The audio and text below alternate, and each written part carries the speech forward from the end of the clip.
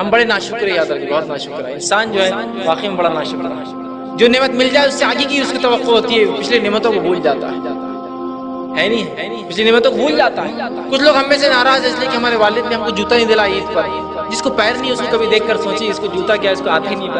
پیر ہی نہیں، پھر نعمتوں کا احساس ہوتا رہی کتنی اچھی بات ہے، پیر اللہ نے دے رکھے، دیکھو اس کو پیر نہیں ہے، اللہ نے یہ نعمت تو دے رکھی ہے۔ تو نعمتیں افسوس کی باتیں جانے کے بعد احساس ہوتا ہے، اس سے پہلے کہ نعمتیں جانے کے بعد احساس ہو، اس کے رہنے میں اس کا احساس کر کے ان نعمتوں کا شکر ادا کرنا شروع کر دے، اس سے پہلے کہ ہمارا رب اس نعمت کو ہم سے چھین لے۔